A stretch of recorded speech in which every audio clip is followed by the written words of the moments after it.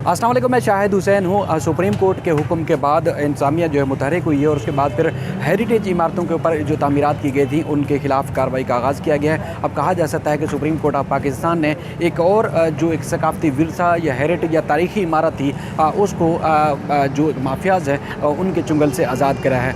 यहाँ पर Denso hall के ऊपर मैं मौजूद हूँ। यहाँ पर आप देख सकते हैं कि जो डेंसो हॉल गुजरगाह भी बनाई गई है, बड़ा खूबसूरत यहाँ सजाया गया था। यहाँ पर टाइल लगाकर उसके बाद लाइटें लगाकर, वो के जो लाइटें हैं वो दिन में भी जल रही हैं, लेकिन ये कोशिश की गई थी कल्चर डिपार्टमेंट की जानिब से कि जो तारीख़ी इमारतें हैं उनके जो मरकज़ की जो रोड थी, जो सड़क थी वो ख़राब थी, लेकिन उसको बेहतर बना दिया गया है। और ना सिर्फ नीचे ईंटें लगाकर खूबसूरत बनाया गया है बल्कि लाइटें भी लगाई गई हैं और इस हेरिटेज को मज़ीद खूबसूरत बनाने के लिए नीचे पौधे और उसके बाद फिर खूबसूरत एक बांस की लकड़ से और उसके बाद फिर बैठने की जगह भी बनाई गई है, ताकि जो इन इमारतों को देखने के लिए आएँ तो वो खुद महसूस हो सकें इस खूबसूरत मंजर से। लेकिन साथ ही साथ जो एक माफियाज़ हैं, जिस तरह वो काम करते हैं बड़ा दिलचस्प, और इस तरह की वारदात डालते हैं कि किसी को कानो कान खबर भी नहीं होती और काम हो जाता है। जी हाँ, वो काम ये हुआ कि एक अल्लाह वाला मार्केट है, इमारत है जो कि तकरीबन 100 साल पुरानी इमारत थी और इसके ऊपर जो तकसीम पाकिस्तान के बाद फिर मुख्तलिफ लोगों ने मुख्तलिफ क्लेम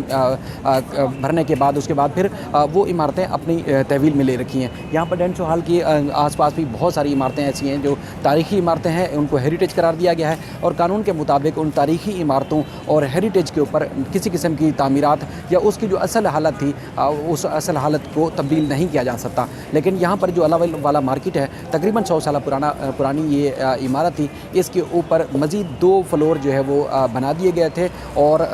2 फ्लोर को ना सिर्फ गैर कानूनी तौर पर तामीरात कर दी गई बल्कि सिंध बिल्डिंग कंट्रोल अथॉरिटी से इन तमाम जो ये इमारत है उसको रेगुलराइज़ भी करा दिया गया, यानी कि कानूनी उसकी हैसियत भी जो है हासिल कर ली गई थी। और उसके बाद फिर कहा जाता है कि जब ये डीसी साउथ अभी जो नए हैं इनकी जब ये बात नोटिस में आई कि कुछ मीडिया नुमाइंदों ने इस इमारत को हाईलाइट किया है, किसी न किसी तरीके तस्वीरें बनाई हैं, तो उसके बाद फिर डीसी ने इस इमारत को का वो हिस्सा जो कि गैर कानूनी तामीर किया गया था उसको जो है वो उसको गैर कानूनी करार देने और उसकी का जो वो हिस्सा है उसको मस्मार करने के लिए इन्होंने जो एक मुख्तलिफ इदारे हैं उनके दरमियान इन्होंने कोशिश की कि उस इमारत का जो रेगुलाइजेशन करवाई गई है उसको रेगुलाइज़ करवाया गया है उसको ख़त्म किया जाए। बहरहाल सिंध बिल्डिंग कंट्रोल अथॉरिटी और दीगर इदारों के साथ इनकी अभी कोऑर्डिनेशन जारी ही थी और यहाँ पर जो इमारत के जो मालिक हैं यहाँ पर जिनकी तहवील में यहाँ पर उनको ख़त भी लिख दिया गया था, उनको बता भी दिया गया था और वो कहा जाता है कि यहाँ पर इमारत को जो उसका वो हिस्सा जो गैर कानूनी तामीरात की गई थी और कानूनी हैसियत भी उसकी हासिल की गई थी उसको ख़त्म करने के लिए यहाँ नोटिस भी लगा दिए गए थे। उसके बाद फिर सुप्रीम कोर्ट में ये बात जब सामने आई कि समा टीवी के जो हमारे दोस्त रिपोर्टर हैं इरफान हक साहब, उनकी तवज्जो से चीफ जस्टिस तक जो है वो तस्वीर पहुँची जिसके ऊपर इस हेरिटेज इमारत के ऊपर गैर कानूनी तौर पर 2 फ्लोर बनाए गए थे। उसके बाद चीफ जस्टिस ने नोटिस लिया और उस केस के दरमियान जो कि हिंदू जेम खाना के अंदर जो नापा बनाया गया है, यानी कि मुख्तलिफ आर्ट्स और उसके कल्चर से वाबस्ता जो लोग हैं उनकी तरबियत की जाती है, उस केस की जब ये समाअत थी तो उस दौरान ये तस्वीर जब पेश की गई तो उस वक्त चीफ जस्टिस ने न सिर्फ सख्त बरहमी का इज़हार किया बल्कि जो सेक्टिकल्चरल पेश हुए थे उनकी सजनिश की और कहा कि ये इस इमारत का जो गैर कानूनी हिस्सा है इसका जो हेरिटेज के ऊपर जो तामीरात की गई हैं इसको मस्मार किया जाए, इसको रोका जाए, इसके ऊपर कार्रवाई की जाए। बहरहाल देखते ही देखते जो है इस इमारत का वो हिस्सा उसी दिन जाके रात में आके इस इमारत का वो हिस्सा जो गैर कानूनी तामीरात की गई थी उसको मस्मार कर दिया गया है। अब ऊपर इसके नेट और कुछ जाल लगा दिया गया है क्योंकि इसके नीचे से लेकर ऊपर तक इसके पिलर भी बना दिए गए थे और उसके बाद फिर अब कहा जा रहा है कि इसकी दीवारें तो तोड़ दी गई हैं और उसके बाद फिर अब चूँकि उन पिलर्स को अगर हटाया जाता है, उनको मस्मार किया जाता है तो उसके बाद फिर ये इमारत का मरकज़ी जो ढांचा है वो ख़राब होगा। इस इमारत के अब नीचे जो है मुख्तलिफ जो दफातर या मुख्तलिफ पेंट हाउस और मुख्तलिफ शॉप्स मौजूद हैं और वो हिस्सा गैर कानूनी जो तामीर किया गया था उसके ऊपर जो है मुख्तलिफ ऑफिस मुख्तलिफ गोदामों के तौर पर जो है वो इस्तेमाल किया जा रहा था। बहरहाल अब चीफ जस्टिस के हुक्म के बाद इस इमारत को अब असल हालत में तो बहाल नहीं किया गया, लेकिन वो हिस्सा जो गैर कानूनी तौर पर तामीर किया गया था उसको मस्मार किया गया है। अब मैं कोशिश करता हूँ कि इस इमारत के उस हिस्से तक भी आपको पहुँचाऊँ और दिखाऊँ कि जहाँ पर दफातर और यहाँ पर जो गोदाम के तौर पर उसको बनाया गया था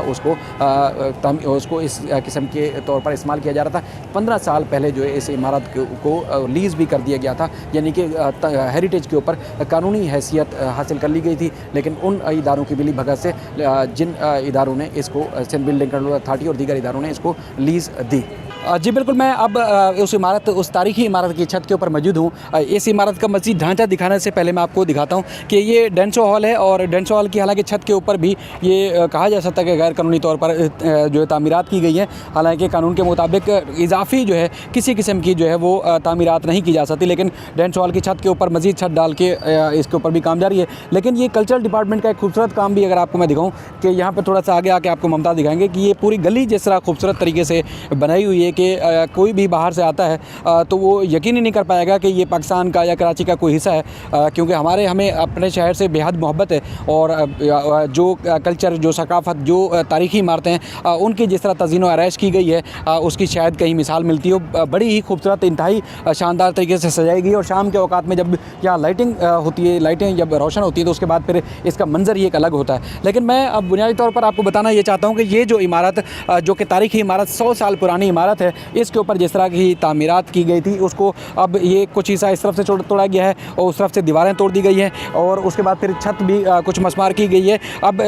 बज़ाहिर लग रहा है कि ये काम रोक दिया गया है, लेकिन जो रिपोर्ट है कल्चर डिपार्टमेंट की या DC साउथ की कि 2 फ्लोर जो कि इजाफी बनाए गए थे उसको मसमार किया गया है। अब मज़ीद मसमारी का काम शायद होगा क्योंकि नीचे जो दफातर थे वो बिल्कुल ख़त्म कर दिए गए हैं। यहाँ पे जो मुख्तलिफ मेडिसिन के गोदाम वगैरह थे वो भी सब ख़त्म कर दिए गए हैं, लेकिन तामीरात का कुछ हिस्सा, छत और उसके बाद फिर इसका जो मज़ीद 3rd फ्लोर है और उसके बाद फिर पीछे जो दुकानें और कुछ दीवारें बनी हुई थी वो इस वक्त भी मौजूद हैं। अब चूँकि सुप्रीम कोर्ट ने जिस तरह नोटिस लिया था, अब अगली समात पे ज़ाहिर है इसको जिस तरह असल हालत थी उसको बहाल करने के बाद ही DC साउथ और उसके बाद फिर जो सेक्रेटरी कल्चरल हैं उन्होंने रिपोर्ट पेश करनी है। अब तब तक शायद इसकी जो बकाया हिस्सा रह गया है जो कि मसमार शायद नहीं हुआ उसको मसमार किया जाएगा। अच्छा, हम अमूमी तौर पर देखते हैं कि चीफ जस्टिस पाकिस्तान या कोई भी अदालत हुक्मनामा जारी करती है तो उसके बाद फिर बेशुमार ऐसे शहरी या बेशुमार ऐसे मुख्तलिफ महकमों के लोग हैं जो अदालती अहकामात पर अमल दरामद या नहीं करते या उनको शदीद तनकीद का निशाना बनाते हैं। बुनियादी तौर पर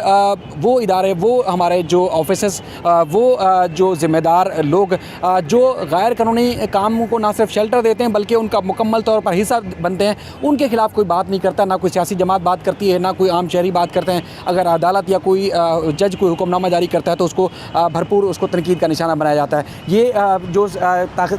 तारीखी इमारतें आपको नज़र आ रही होंगी, कैमरे में और भी आपको दिखाएंगे, ये पूरे शहर के कराची का ओल्ड सिटी एरिया है। यहाँ पर ना सिर्फ ये अंदरूनी जो मेडिसिन मार्केट है डेंसो हॉल की, यहाँ पर तारीखी इमारतें हैं, बल्कि सामने भी आपको सिटी कोड और उसके बाद अतराफ में भी सारी तारीखी इमारतें नज़र आएंगी। अगर उनका ढांचा बिगाड़ दिया जाएगा तो फिर ये मुल्क की सकाफ़त और उसकी कल्चर और उसकी जो एक पहचान है वो कहाँ जाएगी। इन्हीं इस सकाफ़ती विरसे के हवाले से जस्टिस इजाज़ुल हसन साहब ने समाअत के दौरान कहा था कि अपनी सकाफ़त और कल्चर के लिए तो लोग अपनी जान कुर्बान कर देते हैं, तो यहाँ तो हमारे जो अफसरान हैं, जो मुख्तलिफ ब्यूरोक्रेट्स हैं, वो अपनी सकाफ़त, कल्चर और अपने ज़मीन से गद्दारी के लिए, पैसे के लिए शायद ही अपनी जान निछावर करते हों, लेकिन उनको इस चीज़ का एहसास नहीं होता।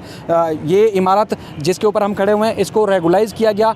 15 साल पहले तकरीबन और कानूनी हैसियत दे दी गई थी इन्हीं सरकारी अफसरान और इन्हीं जो हमारे ब्यूरोक्रेट्स हैं उनकी मिली भगत से। कोई ज़ाती तौर पर, कोई इनफरादी तौर पर कोई भी शहरी इस तरह का स्टेप उठा नहीं सकता जब तक उनके पीछे इस तरह की सरकारी अफसरान शामिल ना हों। जहाँ प्राइवेट लोगों को सजाएँ दी जाती हैं, फौरी तौर पर उन्हीं के साथ अगर इन ब्यूरोक्रेट जो ज़िम्मेदार हैं, जो रेगुलराइज़ करने में मुलव्वस होते हैं, जो कानूनी शेल्टर देने में मुलव्वस होते हैं, उनके भी खिलाफ अगर कार्रवाई की जाए तो इस तरह की हमारी जो सकाफ़त और हमारी जो कराची शहर की पहचान थी वो दागदार ना हो। इन्हीं अफसरान और इन्हीं ब्यूरोक्रेट्स की वजह से ना सिर्फ पूरा शहर का सिस्टम दागदार हो रहा है, यहाँ की सकाफ़त और यहाँ की पहचान दागदार हो रही है, बल्कि पूरे सूबे और पूरे मुल्क को नुकसान पहुँचता है। उम्मीद करते हैं कि अदालती अहकामात पर अमल दरामद होगा और इन जो अफसरान जो इन चीज़ों में मुलव्वस होते हैं वो भी कटहरे तक ज़रूर पहुँचेंगे।